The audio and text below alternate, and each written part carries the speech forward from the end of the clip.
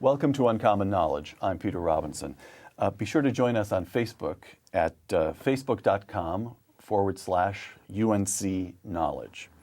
You can submit questions, comments, suggest guests. Facebook.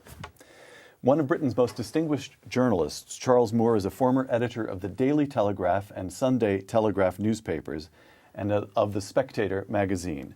Mr. Moore is the authorized biographer of the Right Honourable the Baroness Thatcher of Kesteven, perhaps better known simply as Margaret Thatcher.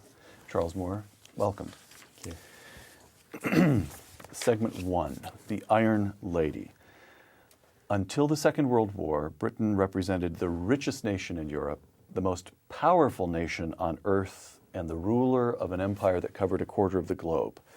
By 1979, 3.5 decades later, Britain had lost its empire, become a power of the second rank, and had seen its living standards drop below those of Germany, Italy, France. Briefly, to set the scene, to set the stage, as it were, before the Iron Lady enters, what accounted for that decline? And what did it feel like? You were starting your career at this period in the 70s.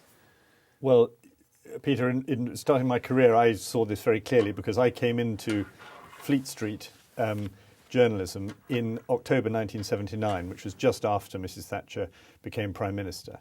And so there was all the mess that she'd just taken over. What it meant was, for example, very high inflation, and perhaps above all, a very, very severe control of labour by the labour unions. So industry functioned very badly.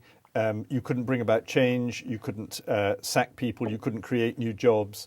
And the trade unions were highly political. So their leaderships were trying to run the country. And it was believed by many people that you could only run the country through a deal between the politicians and the leaders of the labour unions. And so you get the labour unions trying to sort of decide what economic policy would be. And there was any amount of closed shop, restrictive practices. So it did feel very much as if there was very little hope.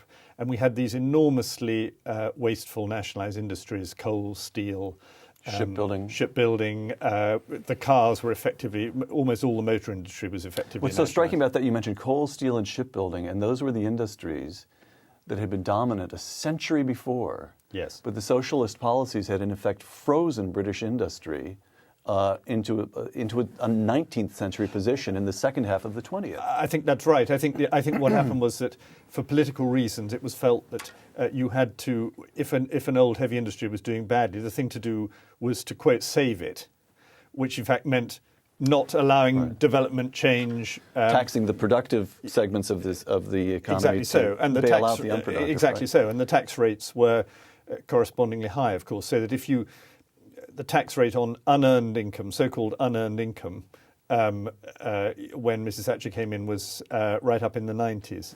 And even on so-called earned income was up in the 80s. So it was enormously burdensome and restrictive. Enter Margaret Thatcher. Mr. Chairman, Mr. President, ladies and gentlemen, I stand before you tonight in my red star chiffon evening gown,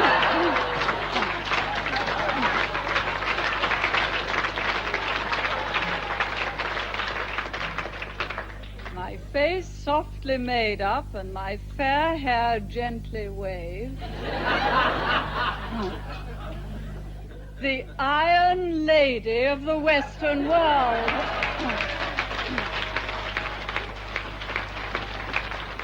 The Iron Lady, that sobriquet comes from what? Mrs. Thatcher made a very powerful speech in which she attacked the principles of détente and said that we were ignoring the dangers from the Soviet Union. And the Red Army newspaper, Red Star, came back at her, obviously controlled by the Communist Party, right. And it said she's the Iron Lady. And this was the best compliment ever paid you by a critic, by an enemy, because they meant it to say, how hard and unfeeling and dreadful she was. But of course, that's exactly what she wanted to be seen as in relation to the Soviet communism. Now, Charles, I want to get to the policies, to the events of the Thatcher years, but first, where did this come from? That self-possession, the toughness. There she was. This is, as I recall, this speech was delivered a year or so, some months before she became prime minister. Years, yeah. Years before she became prime minister. And here she is taking on the Soviets and equating with the Soviets the Labour government. This is a breathtaking act of defiance. And this woman was raised over a grocery shop in Grantham, a medium-sized, nondescript town in middle nondescript England. You're right, but I think by the way you've described it, you've fastened onto why she felt able to speak in this way. It was precisely because she came from this, what you might call wrong side of the tracks background, and because she was a woman in a man's world, that she had a very independent approach. She never thought, I must go with the crowd. Right back in Grantham, her father, a grocer, a local politician and a Methodist lay preacher, he would say things to her, dare to be a Daniel. Stand up for what you believe. Don't worry about what the crowd says.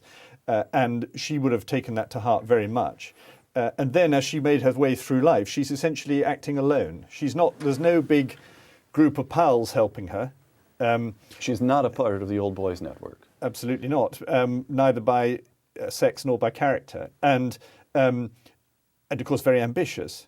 But she had very strong beliefs. And I think what most struck her as she grew up and matured in politics was the horror of her country going downhill and of the sense of failure.